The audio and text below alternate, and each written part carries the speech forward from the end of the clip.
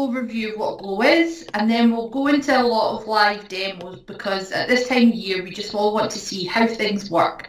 So we're going to look at how you personalize your Glow Launchpad and the quickest and easiest way to access all of the 365 apps that are available to you.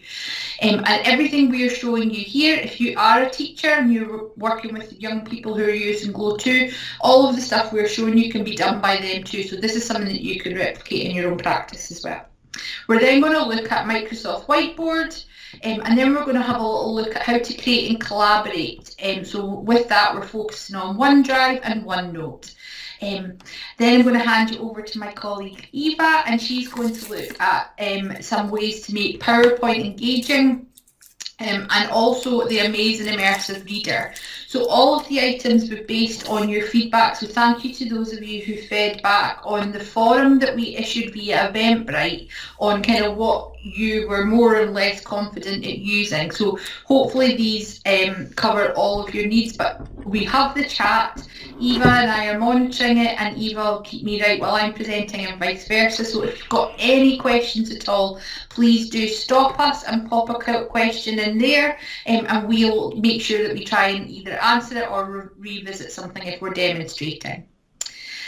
Okay, so for people who may not have used Glow yet, what is it? So Glow is kind of made up of two parts. The mainstay of it, the one that's used in most local authorities, is Microsoft, but lots of authorities have access to or use Google as well. So within Glow, you have mail, email, everything like that, but you also have the full 365 Office suite. So that means all of your desktop apps that you may be familiar with using at the moment, they're all contained within it. So it's a live environment, and I'll come on to that in a second.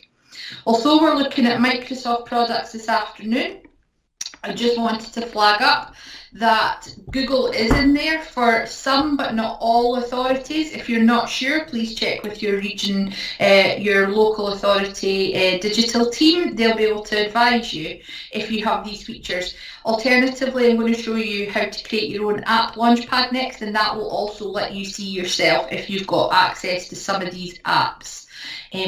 So one of the tiles that we are going to look at is this large red button here. So one thing that we always like to point out, and you may not know, is that you and your learners are entitled to free downloads of Office through your Glow account.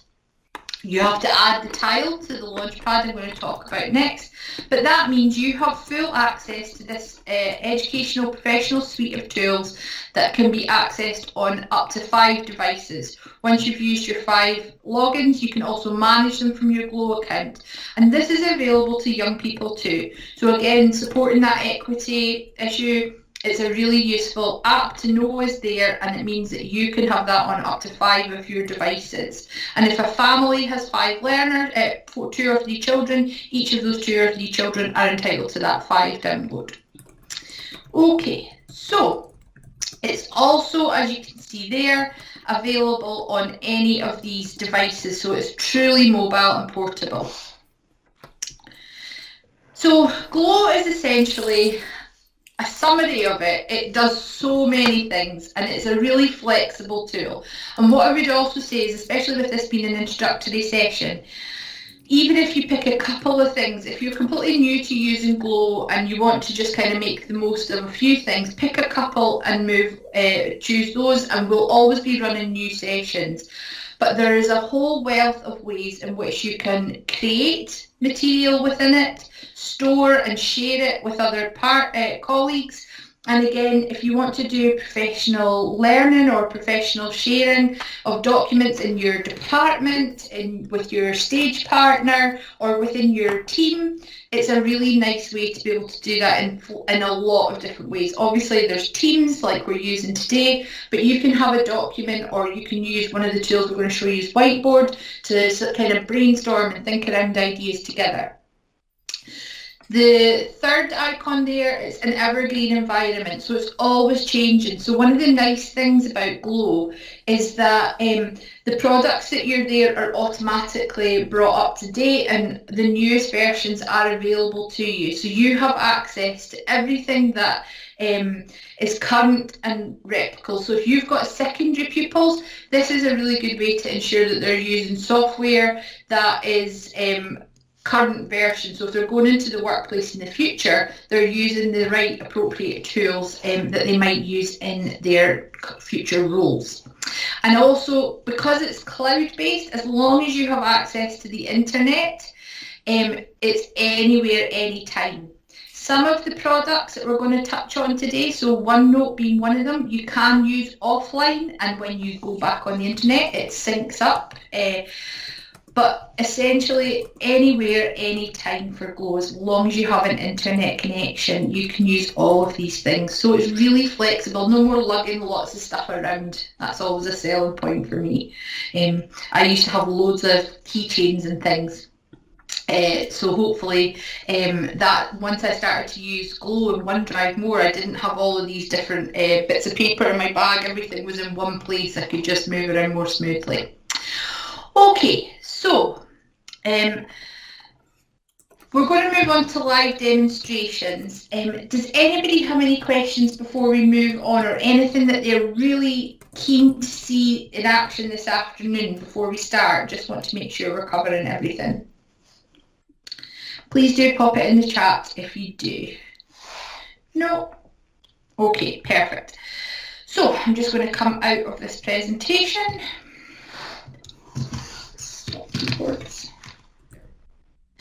Okay, so the first thing is your Launchpad. So within Glow, you actually have, I'm just going to move to a different account, there we go.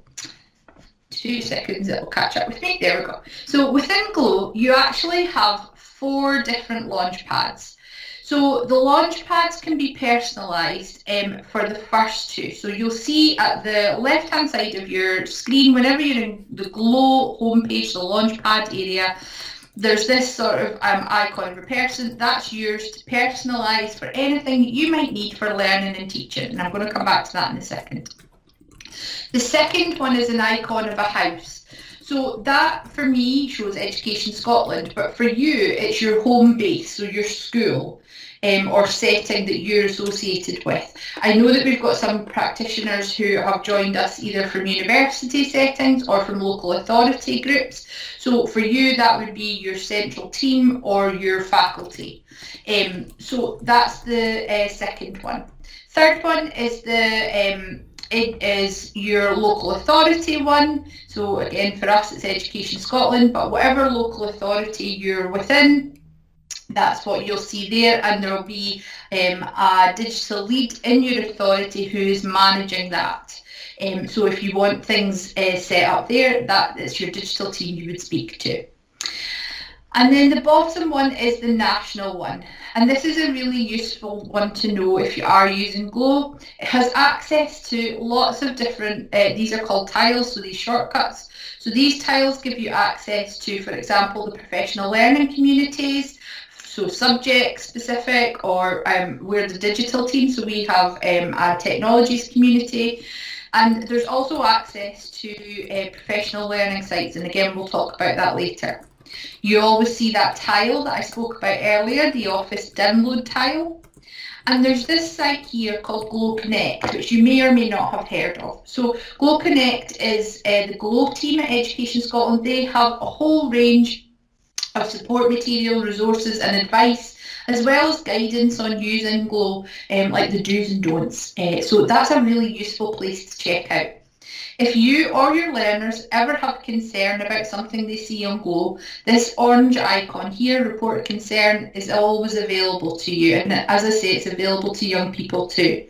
So again, if something happens, perhaps in the school holidays, or if there's something they see on the internet or you see on Glow that they're not comfortable with, they can report that and it can be investigated.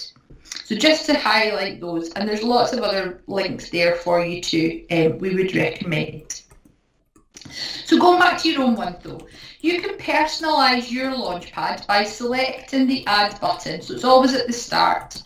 So there's two ways to add a link.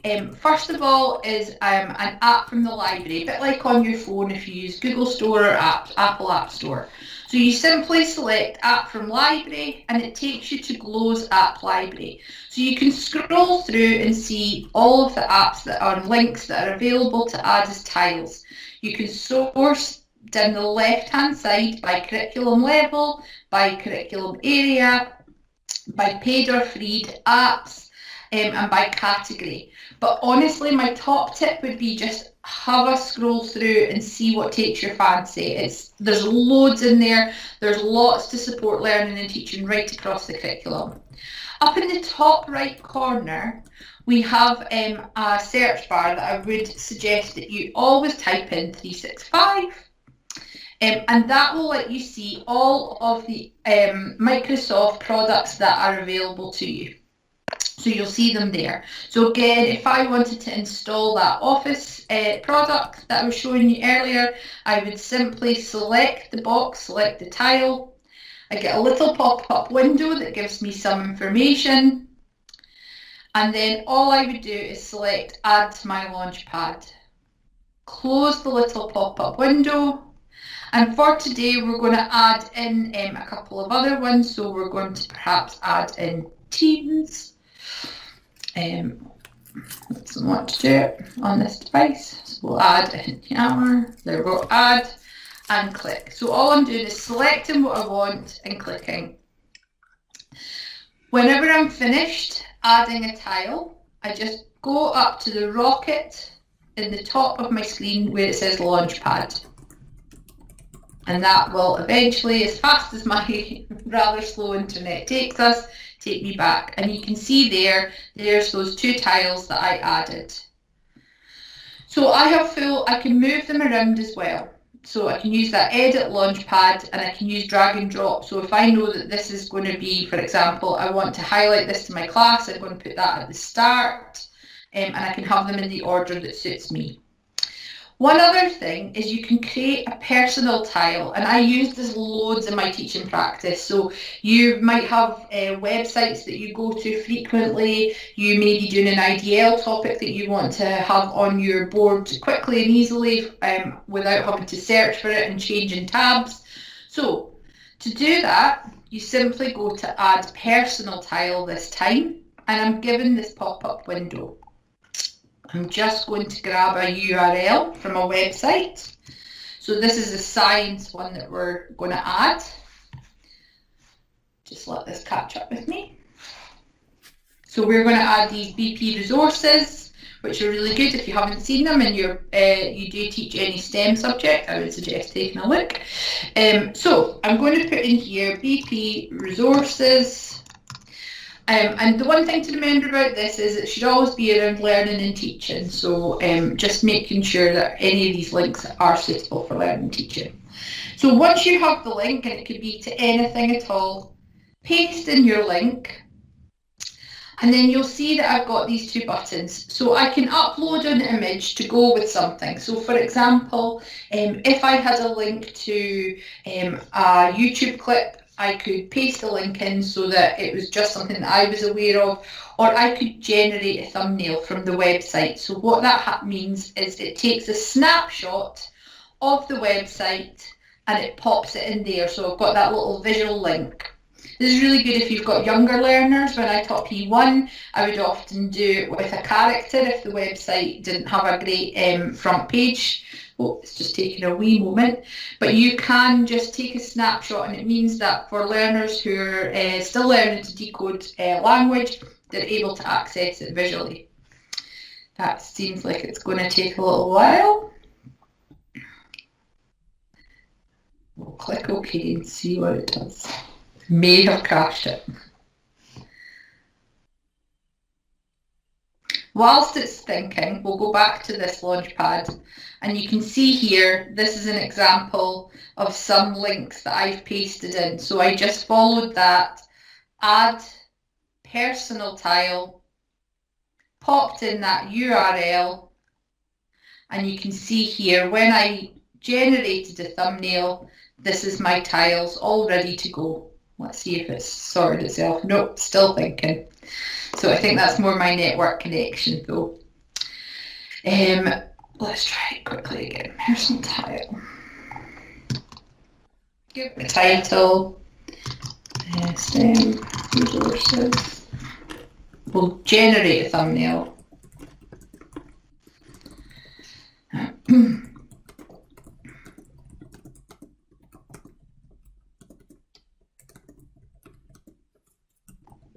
Not to worry, I think it is my network, so we'll not worry too much about that. But that lets you see exactly what they look like. And as you can see from my other account, you can have as many of these tiles as you want. So pretty much all of the ones at the bottom are my personal tiles that I've added on. Okay, so does anybody have any questions about their launch pads? Please don't be shy. We're quite a small group, so just pop your statement in the chat. There's no questions there so far, Jenny, but I'm keeping an eye. No problem, that's great. Thanks, Eva. Okay, so moving on from there, one of the other apps that we wanted to show you was the 365 tile. So we're going to go back to our app library. We're going to search for 365 again. Office, and we're going to use this home button that's just about to appear if it's not already on your screen. So it's this red one on the top row. And what this does is this is a shortcut button that's also available as an app if you want to put it on your own device or your school's devices. So this allows you to get access to all of the Microsoft products within Glow. So I've selected add to my Launchpad. I'm going to go to the top of the screen, select Launchpad, and we can see it's now there. So if I take that button there, what this does is essentially give me access to all of the current goings on in my Glow account, and it also lets me choose some of the apps that are available through it. So eventually it will just load up. There we go.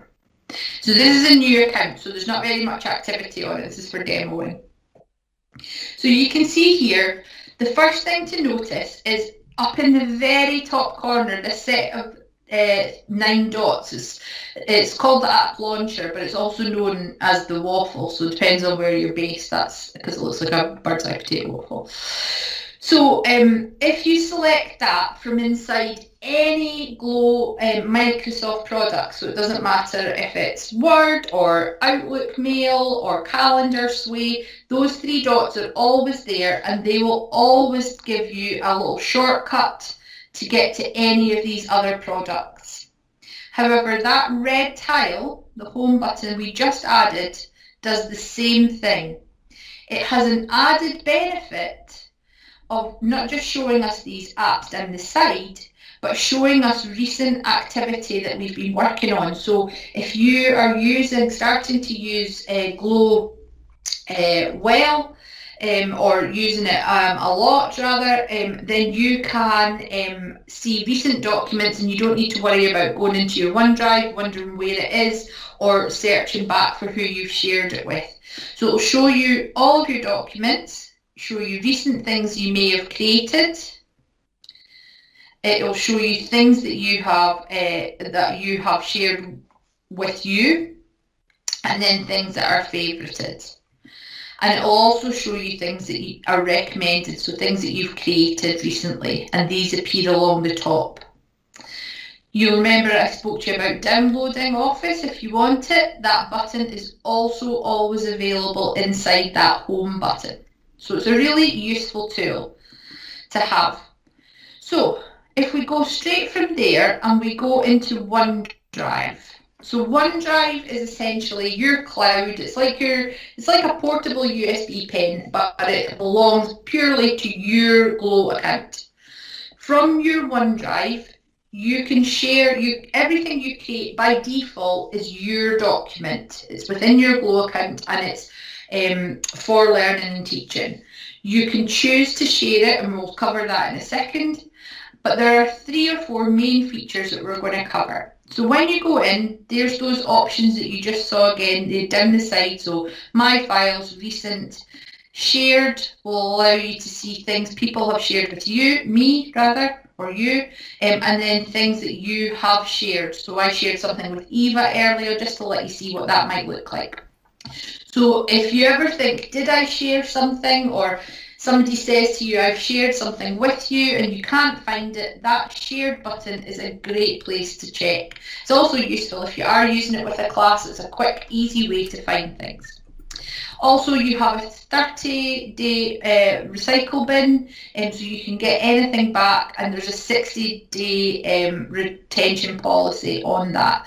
So it'll save it in the first bin for 30 days, and then you'll see it's got this second stage bin at the bottom. So if something gets deleted, you can always get it back out of your bin. But fear not, you have another 30 days in the second stage recycle bin too. So you basically have about a terum to work out if you need something you may have accidentally deleted. So again, that's also really useful and not something you could do with a USB pen. So it's a really useful tool. So I'm going to go back to My Files, and I'm going to go back to this button up here, Add New. So a couple of things that I absolutely love. I can create documents straight into my Glow account. So I don't need to open something, save it on my desktop, drag it in. I can do it straight inside my OneDrive. So I have a few options. I'm a bit of a neat freak. I quite like folders in my drive. So I can create a folder and I can call it by curriculum area, or I can call it whatever you want, essentially. If you already have added a few documents to your OneDrive, if you've been using it over the last wee while, you can select those drop documents and drag and drop. So if I take this demo document, select, drag and drop, you'll see up here in the top corner, I get a little information to say one item's been moved. And you'll see these tiny little eyelashes that come at the side of text, and that just lets you know what's new and what's old, what's maybe been there for a while. So if you're looking through a longer list, those eyelashes are a handy way to find something quickly. So, as well as creating folders, as I mentioned, I can create a document directly inside of my OneDrive. So if I wanted to create a Word document, for example, I just simply click New Word document, and you'll see here it opens in a tab. My OneDrive's still open. I've got a new tab for this, and it automatically saves. So I'm just going to do a very quick demo here. This is a demo. Oh, this demo is a demo. And I'm going to show you how we can collaborate in a second. So I've now created this document. You'll see it automatically says saved. If I go back to my OneDrive, there's that new document instantly there. And if I just hover over it, I get a little pop-up information button. So this is really useful if you've got a couple, if you're a bit like me, you might end up with a couple copies of something called the same. This lets you see like how recently it was used and who's viewed it. So as well, if you are sharing documents with learners and you're not using Teams, this is a nice way to see if your learners have engaged with the resources you've provided, or if you're sharing that maybe you're leading a working group or you're leading a project in your setting. It's a really quick, easy way to see, are these resources being used? Is this, do we need to adapt them slightly, and so on. And I'm doing that simply by hovering. So if I go back to my document, document is not a great name. So just one thing to show you, on the online version, you change the title by just clicking up where it says save, and there's a drop down menu, and then you just retitle it. So demo example. You can't give it a new title until you have text on the page. So that's worth knowing, because I used to always create a document and give it its title, then add information to it. But using this format, you have to type some words at least, and then you can title it.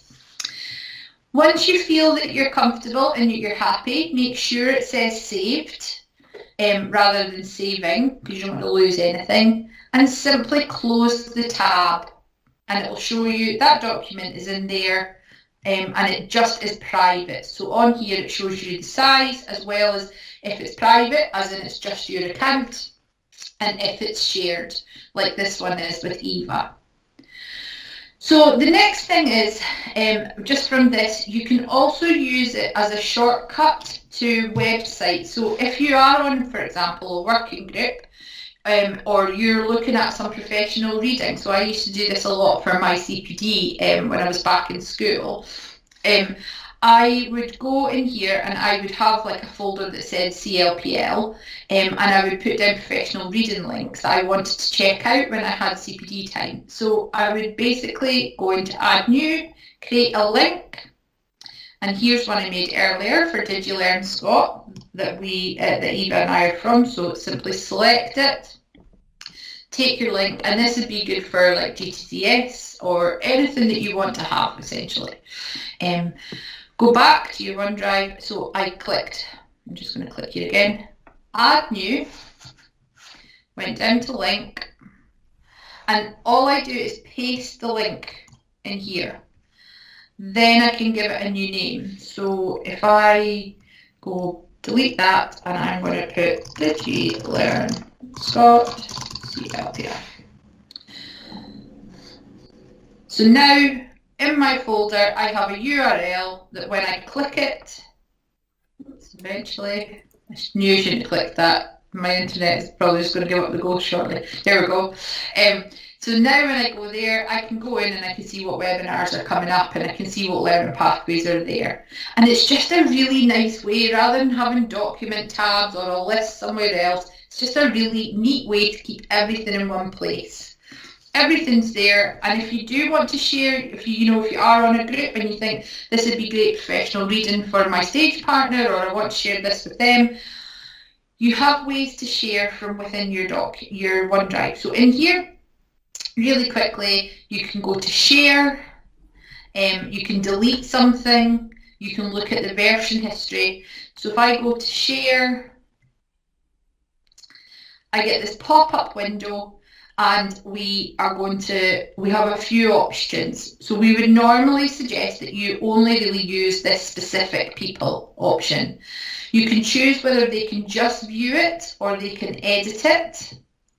So tick or deselect. You do have the option to share it with existing people. So if it's inside a folder, you can choose to share with the whole group. Oops. Eva, can I just check? Can you still see me? Well, my screen. Yeah, I can still hear, and your screen's still sharing, but I heard the little beep right, there, okay. So I'm ready to take over if it drops, okay? Perfect, thanks. Okay, so the other option that you do have, but we would advise that you use with extreme caution, would be this anyone with the link. So anyone with the link means that you could share something out with Glow. So if you have a document, an example of this might be, I worked with a really good practitioner who had been teaching sign language with some learners, and what they were doing then was teaching the family the sign for the young person. So what they then did was the young person would create the video, and they would use the share with anyone link to share that with a family member. Or a professional. So one thing we would say with that is we really would suggest that you use extreme caution with using this, because anyone can access anything with that anyone with the link. But you can set an expiration date, which we would always recommend that you do, and you can make it password protected again, which we would always recommend that you do if you do use that anyone with the link button. But going back to that, we select specific people, we can choose allow editing, and we can apply. I can type in their username, I can give them a message. Alternatively, once I've typed in their username, I can also just get a link and paste that into an email and send them to say, check your OneDrive, this is here for you, or put it in a Teams message. Okay, so a couple of other things. You can upload directly into your OneDrive. So from my folder, I can pop in some information here. So I've got this planning document.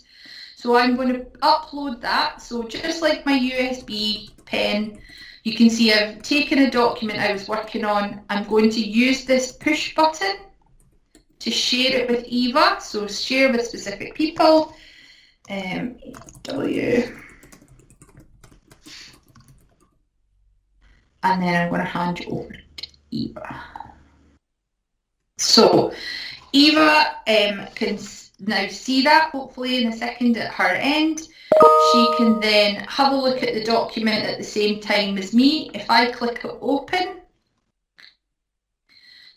I've created a quick document that's we're going to look at developing numeracy and number in our early year setting, for example. And we basically want everybody in our team to kind of have ideas and be able to share this. So if I edit there, I can instantly see that Eva's here. Her little icon appears up at the top. She can, and I can type here. So, and we can both collaborate on that. You can see here it's saving instantly, and it means that we don't have to be in the same room. We can collaborate really easily and quickly on it. So that's a really, really simple, thank you, Eva. So that's a really simple way of creating a document. So I simply uploaded an existing one. I used the share button on the line or via the 3 dots to share it, send it to my colleague, and we could instantly work on it. You can do that for any of the files that you put into OneDrive. So it's really, really flexible. Just before I finish and hand you over to Eva, and I will only do this very, very quickly, I want to show you just one other tool that you have. So Microsoft also have really quickly a whiteboard to collaborate with learners or colleagues on. So if I maybe just open up one that's there rather than wait for that. There we go. So if you've not used it, Whiteboard can be accessed through your app launcher. If you don't see it in your frequently used apps, select the All Apps button. It's a really simple whiteboard tool. If you're using it within Glow, you can add text, add post-its, add shapes onto it, and you have the pen facilities. You can also invite a colleague via a link, and you can put one inside a team if that's what you're using. If you have Windows 10, you also may want to have a look through your start menu at the version that's on your desktop. So again, at the bottom, you can see here, I have these pen tools, but I have some additional tools as well. So I have a ruler, I have a lasso effect so I can grab stuff. I have the text and post-its that I had before, but I can also add an image and I can add other items. So to give you an example, if I was teaching my class about angles, for example, I could pull up the ruler and you can see straight away, I'm using a touch screen at the moment, but this would work on your interactive boards too. So I can see straight away that they could measure this, but they could also then turn it to work out the angle. So I know I made that at 24. One thing I like about this is to ensure that you're getting the appropriate angle, because sometimes on an interactive board it could be a bit of a hit or a miss depending on Zoom. You can make sure you're at 100%, so the angle that you created something at is the angle they're going to measure. Alternatively, flipping that, a young person could create a series of angles, mark them up, and you can check them really quickly as well. So that's just a really nice way to use the measure tool. Some other features that are available on it, let me just get rid of the ruler by clicking it again to get rid of it, is as I mentioned there, I can use post-it, stick it on my screen, and I really like the fact that it has a couple of different features here. So if I type in here, I can type in, oh, it's not doing it for me. I can type in some text, I can edit it, I can like it as well. So again, for that ideas board, really simple. If you're familiar with Jamboards, very similar. But one thing that's new to this that you may not have seen is you have from this insert menu, you can insert a PowerPoint to it as a stimulus, a Word document, etc. But I love the lists options that you get. You can also do note grid. So if you, again, like me, like things to be pretty neat, it'll automatically sort your post-its for you. So this one, first one, is a preview, and this one is a follow-up. So for here, I might ask my class in my list, how will we spend our enterprise budget? Everybody can pop in their idea, and everybody can also go through anonymously and like the idea that they think the money should be spent on. So if I can uncheck that. So once you've decided all of that, you can then have a follow-up, and in that you can assign it to people and you can like. You can add a whole range of stuff, and you can add images from the internet or your desktop. So if you have a camera, you can also add that. So there are just some really quick ways to collaborate. I'm going to hand you over to Eva now. I'm now going to take you through Microsoft PowerPoint. We're going to have a wee look at some of the inbuilt tools that can help us to create engaging presentations and really save you a bit of time.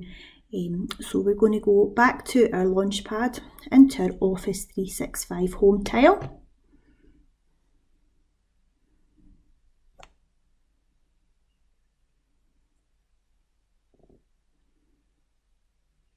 And like Jenny showed us earlier on, I can access all my recent documents, or I can select from my Microsoft products down the left hand side, or I can go to the waffle at the top left. So I'm going to go to the waffle and I'm going to choose the PowerPoint app.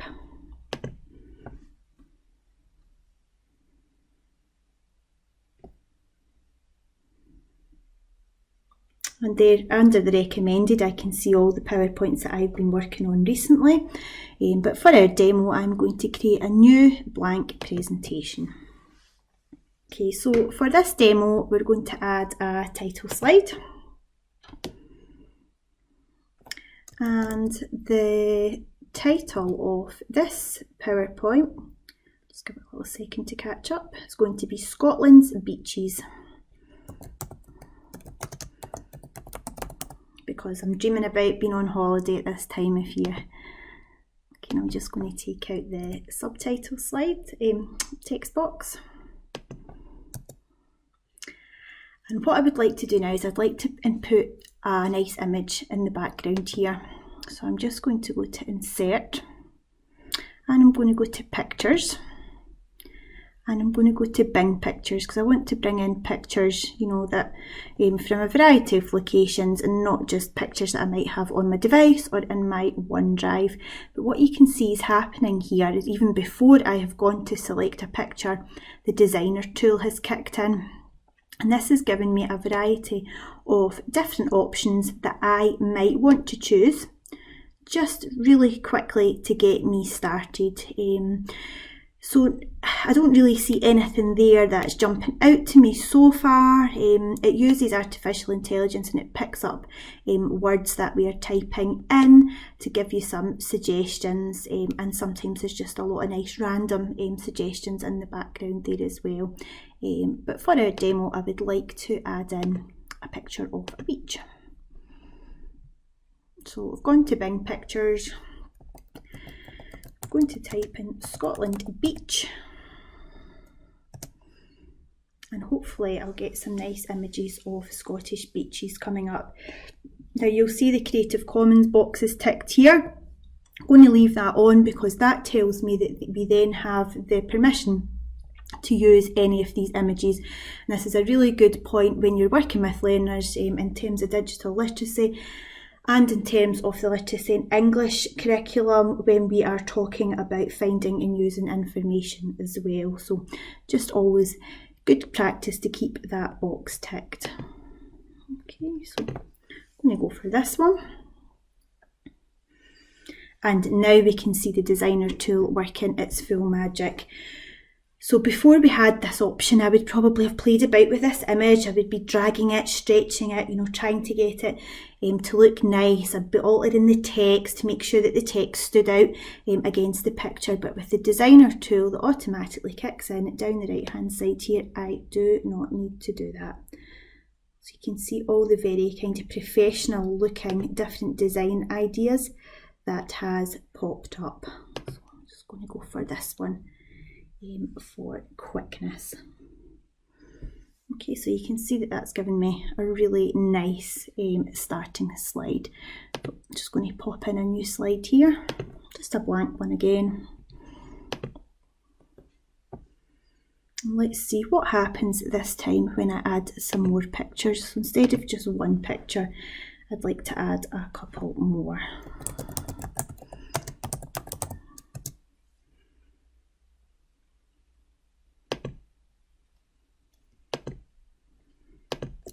So I've just gone for those random 3, and let's see what the designer tool does for us this time. So again, a variety of options down the right hand side for us to choose from.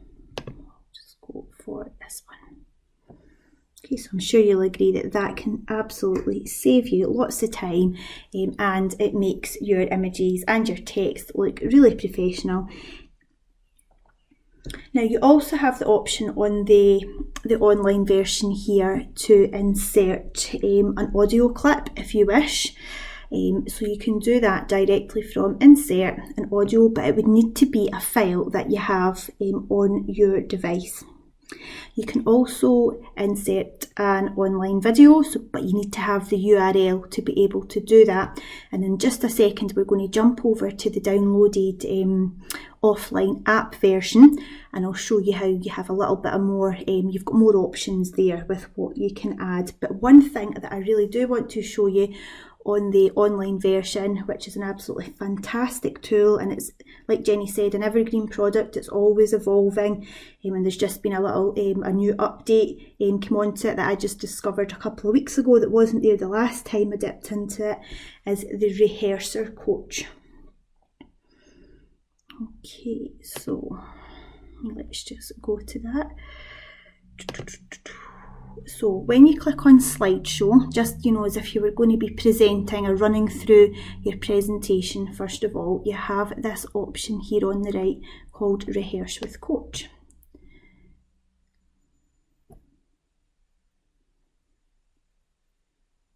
And it lets you have a little practice.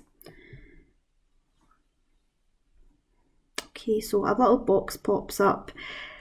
And when you're ready, you can start rehearsing. Now you might have text on this, you might have your notes, or you might just be, demonstrating something or talking about introducing a new concept to learning.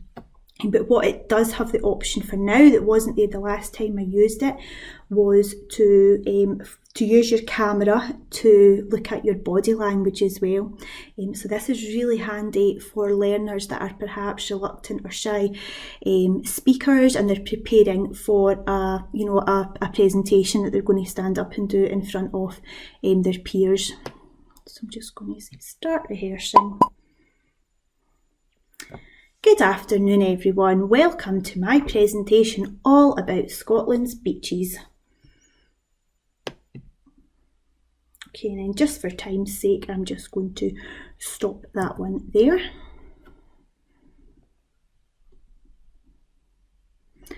And as soon as I stop it, it pops up with a report. So it's given me, some sort of idea of it's not a great example because I've done it just quickly, but it's given you some idea of, what kind of language you used, if your language was repetitive, how fastly you spoke, the pitch as well, what type of language you were using, was your language inclusive, and your pace as well. Now I'm just going to go to the other option. This time I'm going to show body language feedback. So you're going to see me now.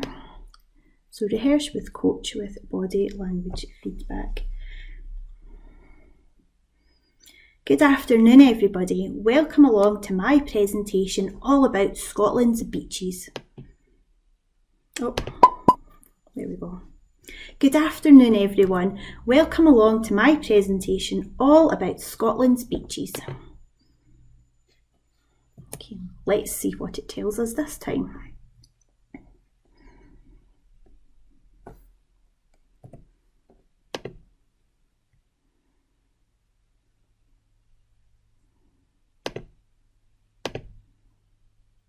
There we go.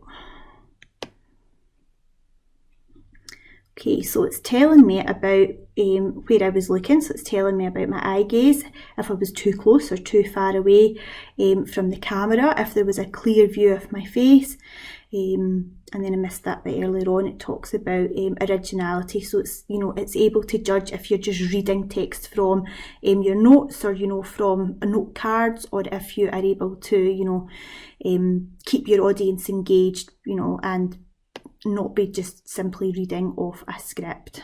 So I thought that's a really handy tool worth showing you. Okay, so now we're going to just move over into the offline version. So if you remember at the beginning when Jenny was talking about the download Office Now option, where we have the option to download the offline app versions onto our devices, which is fantastic if, you know, you're working somewhere that maybe you don't have a great internet connection. I know that when we used to do a lot of travelling, when we were out and about, I used to use this a lot, especially when I was on trains. I would maybe be working on a presentation and the internet connection just, you know, wasn't reliable, so I could work away that way as well and still make the best use of my time. So a couple of other tools I would like to show you in here.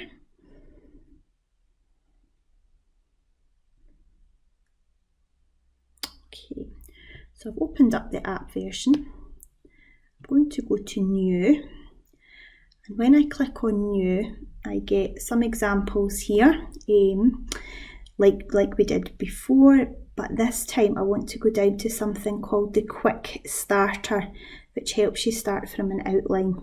Okay, so with the Quick Starter, you get some help with your content. So for students, learners that maybe find structuring and, you know, starting out and planning their presentation really difficult, this can be a really great time-saving tool for them.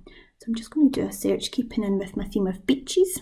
A search for beach, and then I get all these suggestions coming up. I'm just going to keep it plain and simple and go for this first one here. Okay, here are so none of them came up there. Let's go for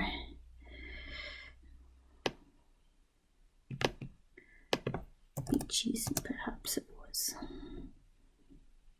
Let's go. So it's going to give me some suggestions on how I might want to structure this. Okay, so just for the sake of a demo, I am going to choose just a couple. I'm going to choose formation, erosion, and some facts about the longest beaches. And then again, I can pick the look very quickly of the sort of design that I want, but I can change this as I go, so I don't need to worry too much about this just now. And what this does is it really helps you get started. Now, it doesn't give you too much information, so it's not giving you all the answers, but it's giving you some brief suggestions of how you might want to structure and what might be in the contents of your presentation. Now, one thing again to bear in mind, like with the Creative Commons licenses, it's a really good point to bring up, you know, digital literacy and literacy in English, finding and using information, especially in terms of analysing credible information, because the data that is pulled into PowerPoint comes from Wikipedia, and as we know, anybody can add content to Wikipedia. So there's a couple of slides here, and we can delete these. We don't need to keep these, but it's just giving us some key facts about our topic. Some related topics that we might want to link to. It's given us a really nice title slide that we can continue editing. Some suggestions for our content slide. And then in the content, so the first one that I think I chose there was formations. Then it's given us some sort of considerations for what we might want to talk about. So you'll see what I mean. It's not giving us, you know, all the answers, or, you know, too much information. So we're not really worrying here about plagiarism or anything like that. But it's just simply getting us started, which we know can be really difficult for some students. You know, a complete blank canvas can be very difficult. Okie doke. So the next thing that we wanted to have a wee look at in terms of accessibility, I'm just going to go to slideshow now and give you a quick demo of subtitles. Okay, my machine's just taking a little rest here, so just give it a little minute or two to catch up.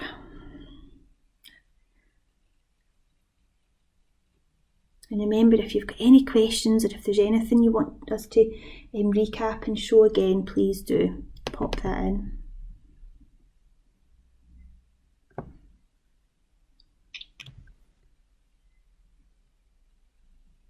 No questions at the moment. Thank you. Okay, here we are. So I've just gone in here to slideshow and I have made sure I've got the box here, always use subtitles checked, and I'm just going to go to my drop down box and I've got a few different options here, so I can choose where I want the subtitles to appear and I can choose what language that I want the subtitles to appear in. So I've got spoken language in English because that is what I'm speaking, but then I have the option of all these other various languages that I might want it to appear in. So, you know, if you have a welcome evening from your parents and, you know, you've got a lot of families with English as a second or additional language, you might then want to be able to live translate what it is you're talking about at the same time. So I'll just keep it on English at the moment. Pop our subtitles on the bottom and then we'll very quickly just demo how it works. This section of our presentation is all about formation of beaches. Okay, so you could see it there in real time. It's it's very responsive. In the beginning, when subtitles options were first sort of available, it wasn't always 100% correct. It wasn't always great at picking up what you were saying word for word. But I tend to find this really, really good. So it's fun to have a little play about with it. Now, another couple of things worth mentioning with PowerPoint are the recording options. Just for time's sake, we're not going to go through, the full option in recording, and we do have a link for you with some instructions on how you can do that on Did You Learn, Scott? Eva, just before we move on, we've got a question about can you just show where the quick starter tool came from again? I sure can. So that is in the offline, the downloadable version of PowerPoint, so the app version that you have to download onto your device. It's not in the online version that you can access from your waffle. And you need to go to New, and then you will find Quick Starter there. Okay, so you have a variety of templates here, but it's Quick Starter is the one that you're looking for that will give you the outline and that suggested content. Okay, so a really great tool that's built into this offline version as well as the screen recording option. So under Insert and right along at the very end on the right hand side, you have the option to insert a screen recording. Now, a top tip here, it doesn't just have to be on PowerPoint. You can minimize PowerPoint and you can screen record whatever it is that's on your screen, whether it be something else you're going into on your desktop, whether it be a website that you want to sort of speak over, or whether it be a drawing. You maybe have Whiteboard open and you're maybe annotating on a drawing and talking it through at the same time. You can use the offline downloadable app version's PowerPoint screen record to be able to do that. So you would click on screen recording. You would then select the area of the screen that you are looking to record, and then you would hit the record button. Now you have the option as well to turn off audio. So if you were just demonstrating or annotating something, you don't need to have the audio on, and you've got the option to show or hide your pointer as well. But as I said, there is a complete demo on that, taking you through that step by step. Now, when you have finished your recording, what it will do, because you're already in PowerPoint, you need to be in PowerPoint to access it. It will pop a video of your recording onto whatever slide it is you're on.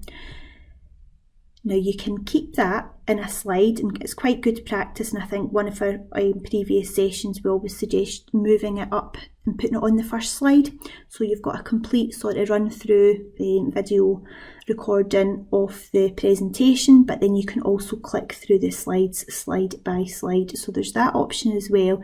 But what's really great about it is if you right click on the recording, you can then save it as well. So you can save the media as a video, save it onto your device, and then you can upload it into your OneDrive or onto, a blog, a Sway, or whatever it is you're using as well. So it gives you that option. There's another option for recording as well. So in slideshow mode, you have this option here to record slideshow. Just going to hit record from current slide. And what this does is it lets you can either have your camera on or off, so you can have a little box of yourself talking, explaining, introducing the content on the slide, but it also lets you annotate at the same time. So you might want to be talking about, a particular area. You could be labelling, if this was, the water cycle or something, we could be labelling the exact parts and the steps and, the whole process while we're speaking it through at the same time. So that's another option for recording. But with that one, you cannot then, you don't have the same option of saving it. So it will put it on your slide, it will give you the video on your slide, and you can click play on each slide, but you can't then take the video and put it anywhere else. So you can't then save it and upload it anywhere else. It will stay in the PowerPoint. If you do try to save it to put it anywhere else, it doesn't save your slide that was in the background. It just saves the little box of your face and your audio. So those are our two different options for recording, but please do check out the webinar recording, the short video that will take you through that. Okay, so very quickly, just moving on, I'm going to go in here, back into Glow, into OneDrive, and I've got a file that Jenny shared with me, or a folder that Jenny has shared with me, that has all their content for today's session in it. And I'm going to go back in here so that I can give you a very quick tour of Immersive Reader. Now, keeping in with my beach theme, I've got a nice poem here from Michael Rosen all about seagulls. And the reason I have looked for a text document is so that I can show you Immersive Reader. So Immersive Reader is a built-in learning tool from Microsoft that helps to support reading and comprehension. But what's really great about it, and something that we can't stress enough, is it's for all learners, so not just learners that are identified with additional learning needs, but for all learners. It has tools that allow you to customise the text size, your spacing and background colours, so there's no need to be adding visual overlays on top of the screens, the ones that you would clip on. This is much more inclusive because it's all built in, it's much more discreet as well. You can isolate content to help improve readability, so we can narrow down the line focus. It has a picture dictionary for the most common words, and you might recognise the symbols. It's the same symbols from BoardMaker if you're used to using BoardMaker. You can highlight nouns, verbs, adjectives and adverbs. So great again for things like self-marking, peer review, or just for general reassurance. Did I get that right? Is that a noun? Let me check. Read aloud is built in as well, and if you're a bit like me, if you like to view read, so if you've got quite a lengthy text document and you're forever reading the same line over and over again and thinking, I didn't take that in, what did that tell me? You can have it reading out to you, so that you have the text in front of you, but you have the audio as well at the same time. A few different translation options, and options to split words into syllables. So let's just go in and have a wee look at that just now. So we're in Word, and we are going to View. So a ribbon along the top, View and Immersive Reader. So the little icon is a book with an audio speaker. So just give it a little minute or two to load up.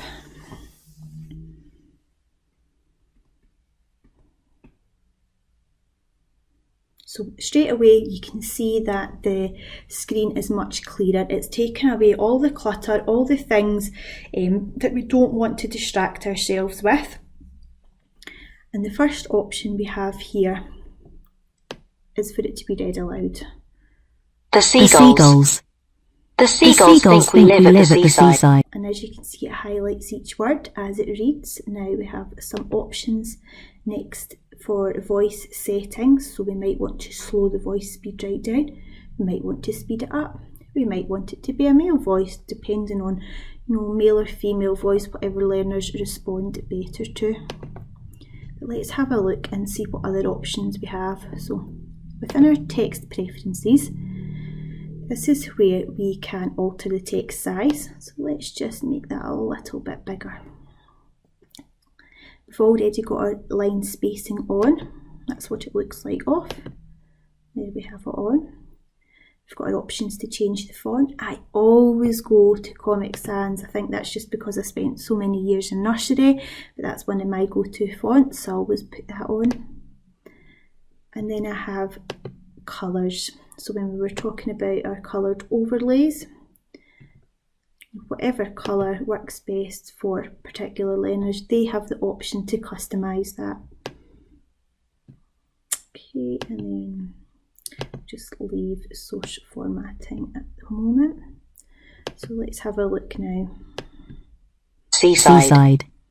The tower blocks of our cliffs. Okay, so much clearer again. Then in our grammar options, this is where we can turn the syllables on and off. So if you just keep your eye on the words on the blue screen, we'll see what happens. Can you see it split them up and it's put dots in between where the syllables are? So if you were tapping out or clapping out or looking for the rhythms in the words, for supporting early reading or just identifying syllables, that's a great tool to help there. We can highlight parts of speech and it gives it all a different colour. And if we want, we can show the labels as well. Now that just depends on how your learners would respond. That might be a bit too distracting, having these letters above the words, or it might be helpful. And then finally, in the reading preferences option, this is where we can choose our line focus. So we might just want it to be one line at a time, or maybe we can manage with 3 at a time, or a wee bit more. So I'm just going to go back to 1 line at a time.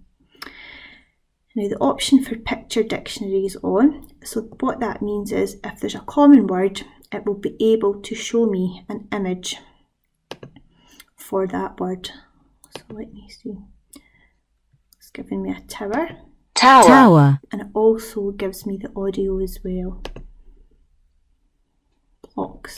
Blocks. Cliffs. So again, really good, giving you the audio, a visual and the text as well at the same time. So just again, for reassurance, have I got this word right? Does that say cliff? Let me listen to it. Let me see a picture. Yep, I've got that word right. And then we've got our options for translating as well. So we can choose our language that we want to translate into. Let's go to Danish. Now we can either translate word by word or the whole document. So let's just translate by word first and let's see what happens this time when we click on a word. Okay, so I've got my picture again. Cliffs. In English. Klipper. And I've got it in Danish. And if I wanted to translate the whole document, what happens now? And I'll maybe just take off line focus just so you can see that a bit better. Okay, so we'll just take that back off again. So there we have it in English, and I can translate word by word.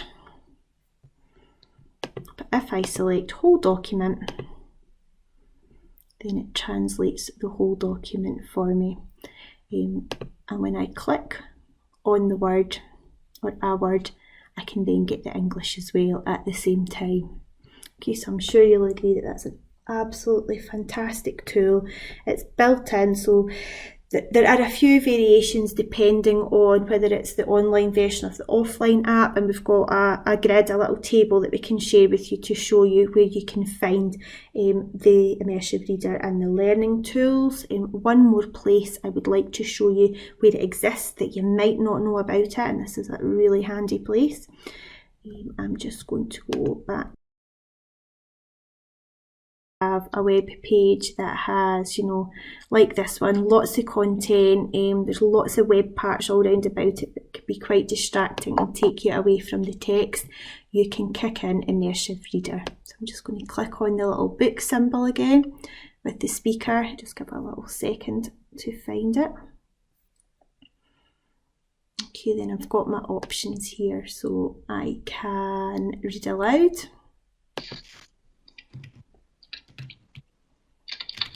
Top 18 beaches in Scotland. Okay, and again I've got some voice options there. And then I have my text preferences. I have my grammar tools. I've got all of these options back in here again, and my line focus reading preferences. So again, a really nice inclusive learning tool that you can access for websites as well. So okay, so in this session tonight we covered the Glow Launchpads and introduced you to the Office 365 apps. We had a look at collaborating online documents together in real time. We had a look at Microsoft PowerPoint and how we can use the time-saving inbuilt tools to make really engaging presentations, and some of the accessibility options that were in there, such as subtitles that you're seeing are still on at the moment. We then went to Immersive Reader and we had a look at the accessibility and learning tools that are built into Immersive Reader and available for all Microsoft Office 365 users. So we're just going to have a quick look now at where you can access some further support. So on our Did You Learn Scot blog, we have a series of learning paths where we look at the Microsoft Office 365 tools in a little bit more detail through very short bite-sized videos. So please do check those out if there's anything else that you would like to have more of a look at in your own time.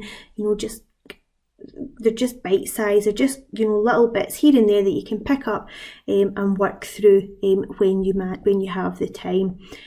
So for example, with OneDrive, it has been all organised into this really handy thing link here, and you can click on the little video icons to take you through step by step, you know, what happens here, what does this mean there, just like Jenny was showing us earlier on. Okay, then there's also a section for Immersive Reader, so if you would like to revisit that again and just go through it step by step on how you access all the different tools within Immersive Reader, you can access that from our blog as well. Now, I mentioned the learning tools availability earlier on. So for example, Microsoft Word on the desktop, so the downloadable offline Word on the desktop might not have the same options that you would find on the online version. So this is just a really handy table just to, you know, keep in the back of your mind. Just remember that it's there somewhere, because sometimes you'll be looking for something and think, where did that go? Why can't I find that learning tool? And it might just be because it's not there yet. But as Jenny said, with it being an evergreen environment, everything is always updating and being added to all the time.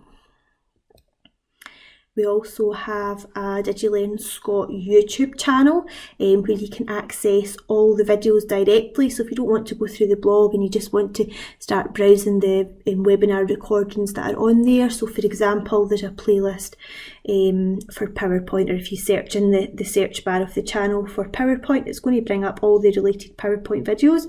So for example, the one we spoke about recording a PowerPoint presentation, that one is in there as well. There's also a handy one called Creative Presentations, because we only touched on a little bit. We didn't go into all the time-saving tools that are in there. So there's time-saving tools such as removing background images from pictures, or using the